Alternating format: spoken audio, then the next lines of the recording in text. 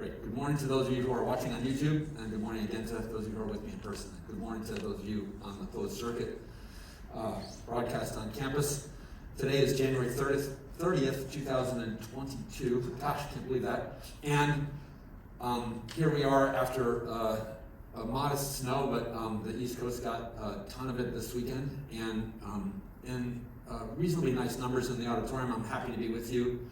And I have the privilege of sharing once again a topic that comes up for me around every 18 weeks, and it's a tremendously important topic, really appropriate to speak about in the context of addiction recovery.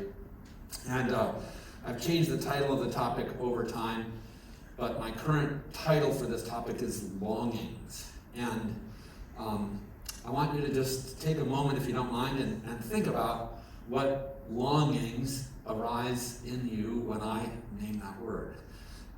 Who you long for, what you long for, where you might long for, and when.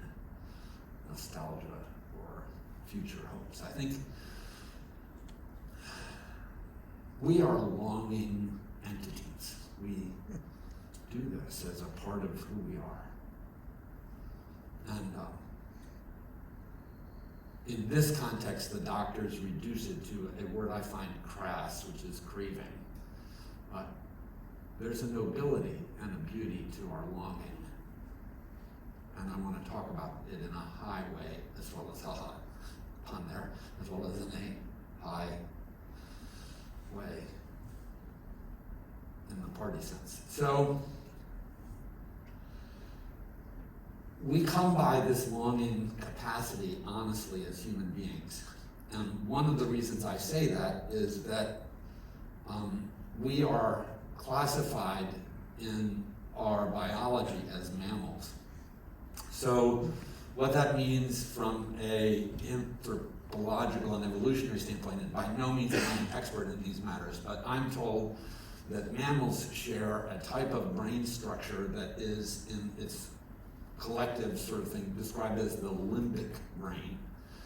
And what the limbic brain does is it attaches, it loves, it yearns, it needs, it grieves, it feels. And so there were debates thousands of years ago about whether and in what ways human beings were different from other creatures. And I don't know how many of you are pet people, but if I used to get really frosty when people would say, "Oh, pets like human beings have feelings and animals don't." Oh my God! You can watch your dog or cat grieve, and you can watch, especially larger mammals, horses, and there's this similar shared brain structure is a chemistry of attachment that begins in the life of the human or the mammal with infancy, and the mother bond with the mammary gland and the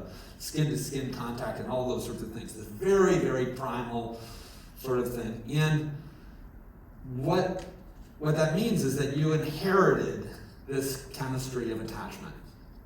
And there's nothing wrong with it. That you yearn for attachment is natural. And some of us fight against it or find ourselves in circumstances where we are painfully alone and want to tell ourselves that I don't need anybody. But in fact, that's an unnatural claim. There is something fundamental to this in a biological sense. There's also a relational impetus to our attachment yearnings. And I say that because I remember when I was an undergraduate, I went to a school where there was a famous professor of behavioral theory who liked to reduce human beings largely to sort of this automatic enactment of our chemistry. And I don't like that. I'm now much older than that. It was a long time ago since I was an undergraduate, but I've never been swayed to be a pure behaviorist. I love one of the things I dabble in is French, the language of French, and one of my favorite French expressions, it's much prettier in French than in English, is le cœur a raison que raison ne connaît pas.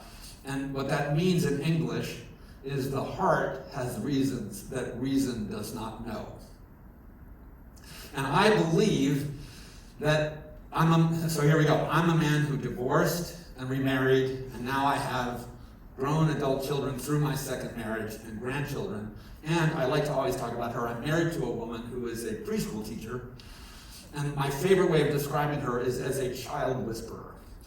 And I have learned late in life to see the way in which, beyond the mammalian sort of thing, we create in community and in family and in love and in society, in tribe and in belonging, we create these networks or webs of attachment. Most of us have various sort of social ways in which we would identify ourselves as belonging to some group or status or entity. And some of them are the people with red hair or whatever, which would not mean necessarily a lot emotionally. But another one is like, I'm a person who let's say, today I think we're really being called to understand heritage and identity in a much more powerful way. So were I, for example, from an indigenous tribal history, I might talk about being a person of an indigenous tribal history with a kind of ferocious and fearful loyalty and bonding. Sadly, as a mutt, I'm an American mutt. I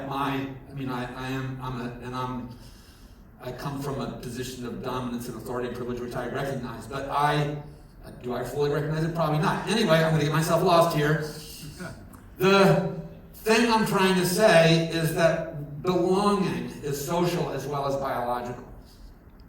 And that, for example, here's one of my big belongings. I am a member of Alcoholics Anonymous. And that means something huge to me. And I know I'm not supposed to advertise it on YouTube. I just violated a tradition. But that doesn't mean I speak for Alcoholics Anonymous. What it means is that my membership in Alcoholics Anonymous and the coin which is in my wallet, which signifies the years of my affiliation in that cult, which, yes, it is, I am a follower of this cultic sort of belonging thing. And it is, I'm ferociously bonded to this. And when I meet somebody who sports one of these coins in their wallet and they disclose that to me, all of a sudden I feel a kinship, a kind of a fraternity or sisterhood or whatever, however you want to do that. Language is so tricky these days. And it means that I feel an allegiance and a loyalty, and it will activate my protective umbrella and put myself. I will suddenly include that person in a sort of understanding that I have within myself of how I operate in the world. So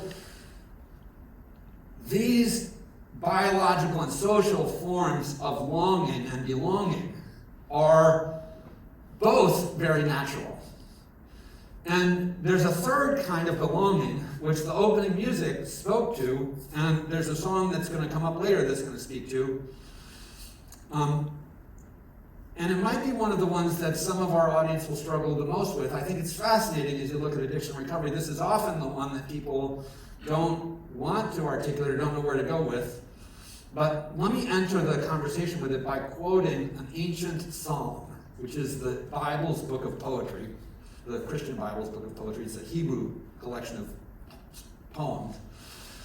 Psalm 42 opens with a line that's quoted by the psychoanalyst Carl Jung in a letter to Bill Wilson in the 1950s, for those of you who know who those two people are. But anyway, the opening of Psalm 42 is this: "As the deer pants for water, so my soul longs for you."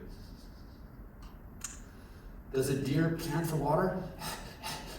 Sure, right? The deer craves water, needs water, yearns for water.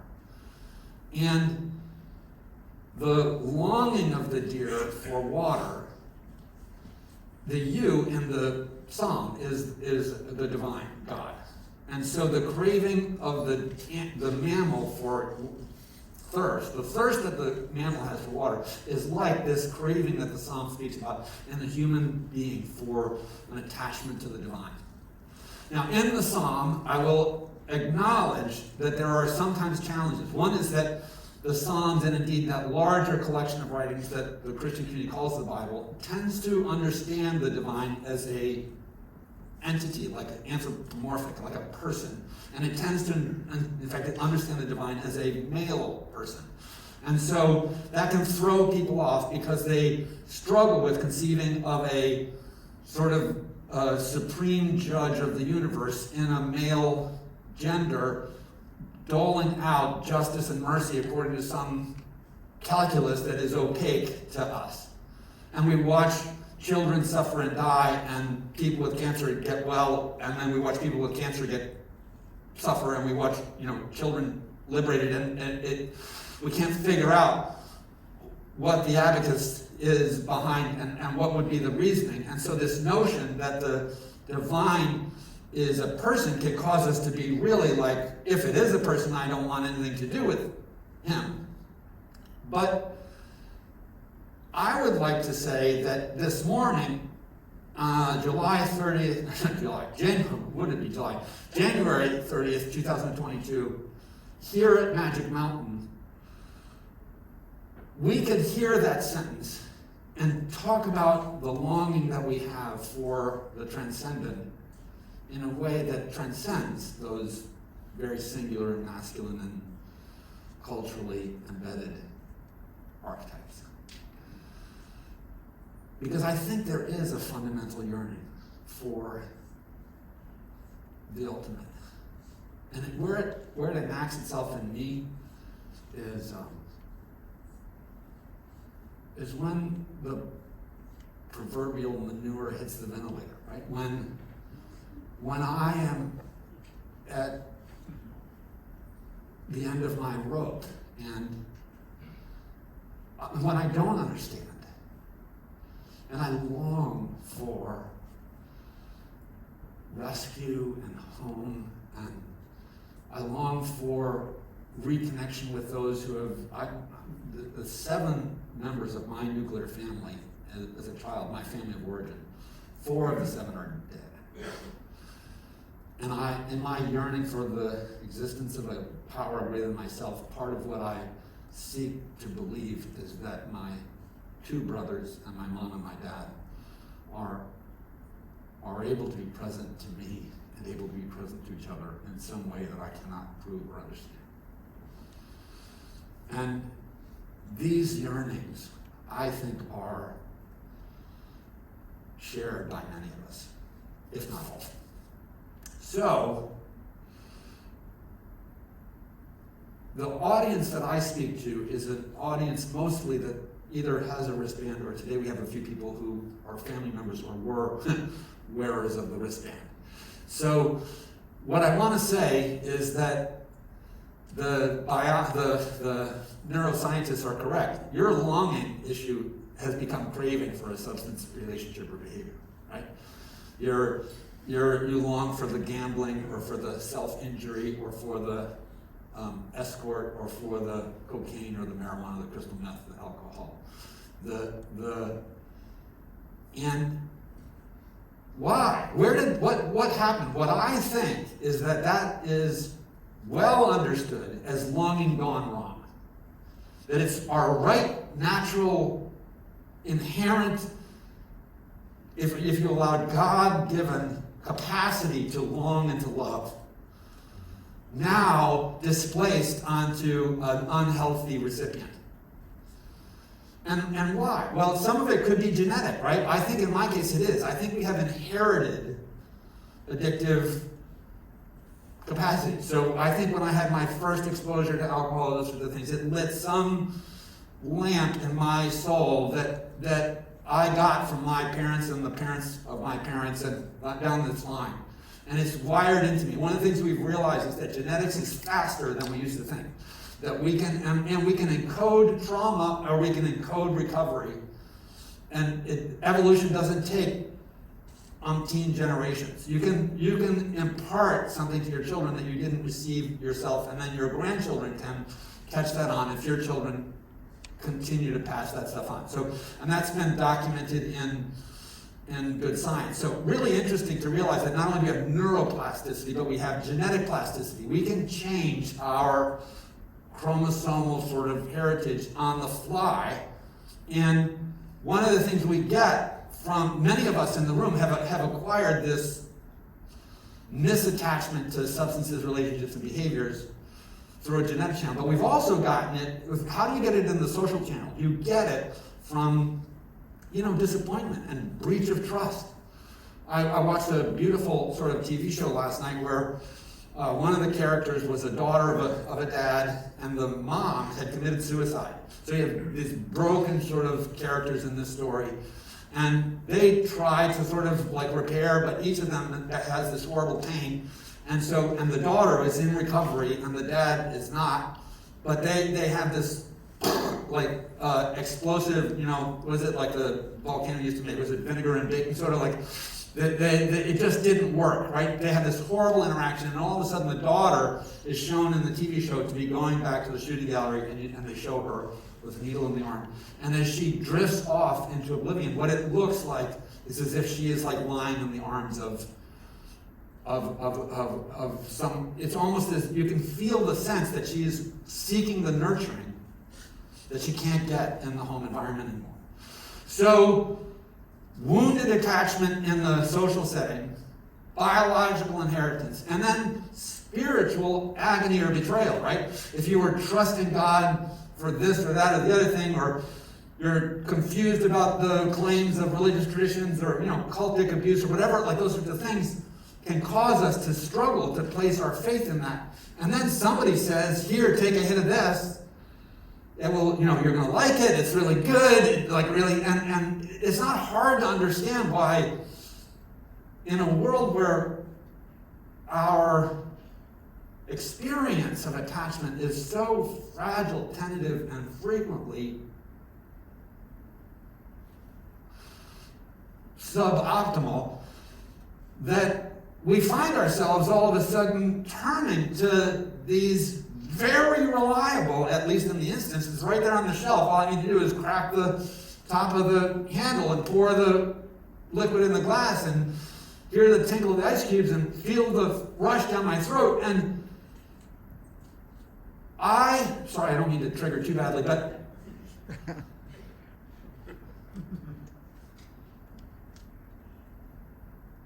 this is one of the reasons why the work that we have here is very, very difficult. Because it's prying you away from a really straightforward and fast delivery, and you know it works, right? You know you're going to go to the ATM, you're going to get the money, you're going to go to the dealer, you're going to get the thing, and you're going to stick it in your arm, your nose, or whatever, or you're going to have that person stick something somewhere, and you're going to have an experience that yes, you can predict you're going to get arrested and you're going to throw up and you're going to have all those sorts of things if you have a right mind about it, but the immediacy of the longing overtakes the reason of the negative consequences. And then there's a guy like me who wants to say, dare to love, dare to risk, dare to trust, dare to bare your soul, let people see your woundedness, risk vulnerability, open yourself to real relationship, which is scary as can be. But it's what we are made to do.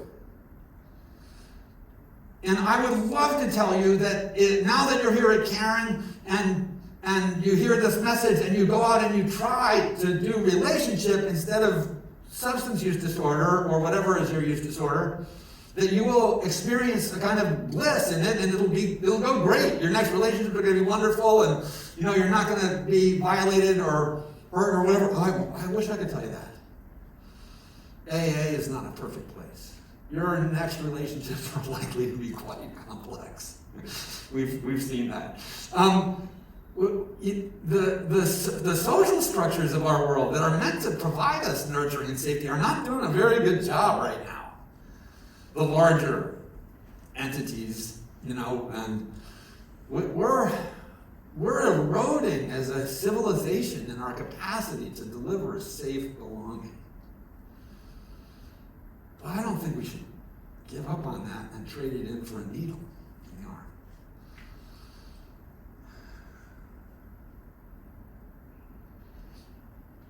Do you long for better longing is the question of the hour. I hope you do. And that doesn't mean medical marijuana instead of crystal meth, by the way. I'm asking you to believe that you are worth the real thing. That you are worth love that dares and risks. And in order to get it, it does require belonging. It requires you to be all in with some buddies, plural of somebody, more than one person that knows you without guile. So, and I think that's what the recovery journey is meant to be. I think if you look carefully at those 12 steps, you would see them as a model of progressive intimacy and a coming out of isolation and into a context of greater and healthier belonging. And it may look really weird to you to go, like, it's so humorously depicted on TV shows like Mom or whatever, and all people go to meetings, and you may not understand why, but it's for this reason. It constitutes a tribal nest in which the slings and arrows of outrageous fortune of a day-to-day life are better negotiated than with Johnny Walker Red or whatever is the substance or behavior concern in your case. So let's dare to long and be long. Thanks.